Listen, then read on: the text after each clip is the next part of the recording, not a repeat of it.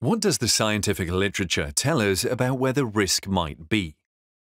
This study investigated the risk of suffering complications in the fundus depending on the axial length and prescription.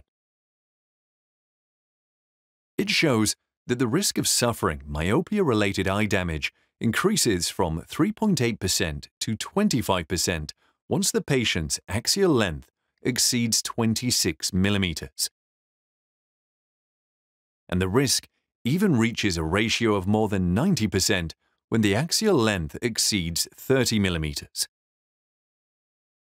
It is clear that we know that refraction is closely related to axial length, and therefore that refraction and axial length appear to be related to eye damage.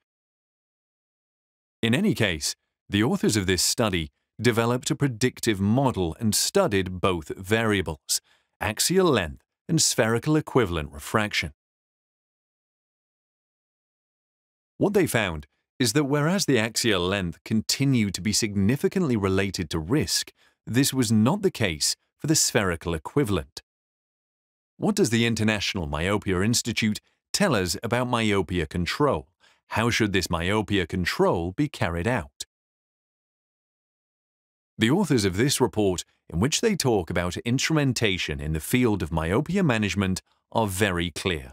Researchers should avoid subjective methods. Indeed, they recommend that we measure either the axial length with an optical biometer or perform autorefraction under cycloplegia. We can clearly not use cycloplegia in opticians' practices, and the recommended open-field autorefractors are not available. Can we continue to use standard refraction as we are currently doing in our centers? Yes, the best is retinoscopy. However, we now have optical biometers available in our case. Let's see what we can do with an optical biometer and what we can do with an autorefractor. In sensitivity terms, an optical biometer has a sensitivity of around 0.01 millimeters.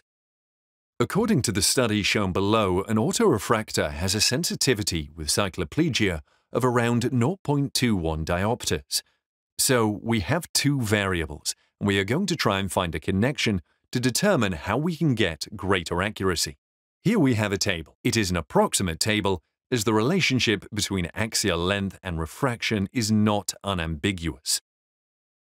Around 1 millimeter in the axial length field would be equivalent to 3 diopters. 1 diopter would be equivalent to 0.33 millimeters. 0.1 millimeters would be equivalent to 0.33 diopters. There we are in the sensitivity range of the autorefractor, but the biometer drops a scale lower, around 0.01 millimeters, which would be equivalent to approximately 0.03 diopters. As such, we can easily reach the conclusion that axial length is 5 to 10 times more sensitive than the prescription. Clearly, we cannot overlook the refraction. Clinically, we need the refraction to manage our patient.